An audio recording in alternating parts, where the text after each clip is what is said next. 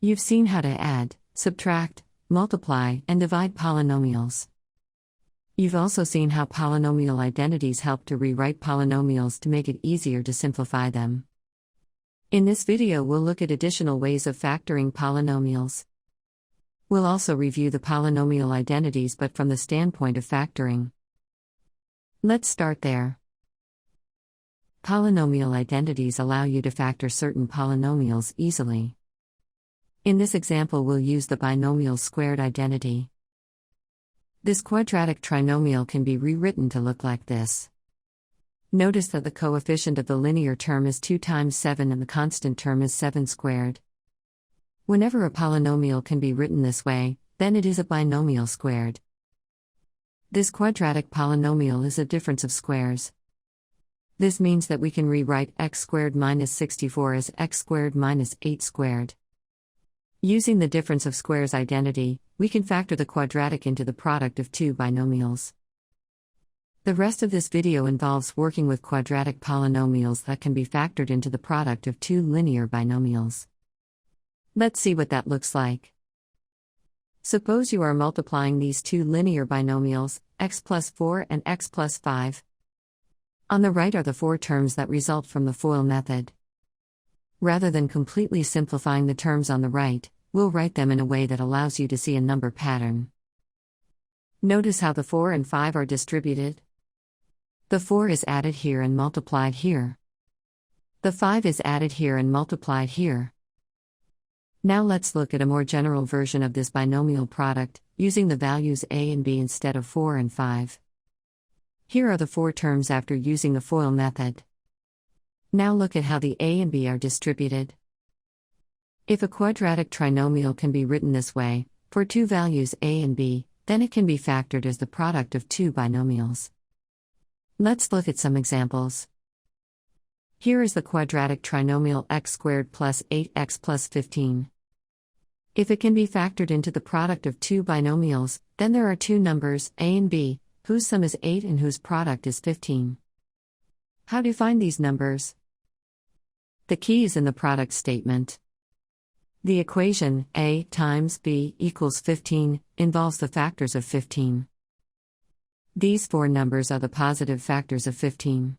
For now, we'll just restrict ourselves to positive factors, even though there are also negative factors. We'll look at those in the next example. So, each of these numbers divides into 15 with no remainder. Once you've listed all the factors of 15, identify the factor pairs. In other words, which pair of numbers, when multiplied, equals 15. As you can see, 1 times 15 is 15, and 3 times 5 is 15. So there are only two factor pairs. The next thing to check is if any of the factor pairs add up to 8. And sure enough, the 3 and 5 have a sum of 8. This means we can write the factored form of the quadratic this way, as the product of two binomials. Let's look at another example using this same method. Can the quadratic trinomial on the left be rewritten as the product of two binomials? Are there two numbers, a and b, whose sum is 4 and whose product is negative 45? In this case, we need to also look at the negative factors, specifically the factors of negative 45, which you can see here. In each case, the product of a positive factor and a negative factor equals 45. For example, negative 1 times 45 and 1 times negative 45 both equal negative 45. So is there any combination of these factor pairs that add up to 4? Yes, the combination of negative 5 and 9. The product of these two factors is negative 45 and their sum is positive 4. As a result, the quadratic trinomial can be factored into the product of these two binomials. Let's do one more. This is a quadratic trinomial with a negative coefficient for the linear term and a positive constant term. What we need to find first are the factors of 35. We want negative factors because the sum of the factors must be negative 12, while the product needs to be positive 35. Negative 5 and negative 7 fit the bill. Their sum is negative 12, while their product is positive 35. So the factored form of this quadratic trinomial is this product of binomials. Now let's look at some example problems that use these factoring skills. The area of this rectangle is represented by the quadratic trinomial shown. What are the side lengths of the rectangle? Let's factor the polynomial to find the sides. For this polynomial we need to find the factors of -42. These are the factors.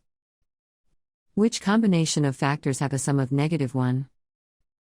The combination of -7 and +6.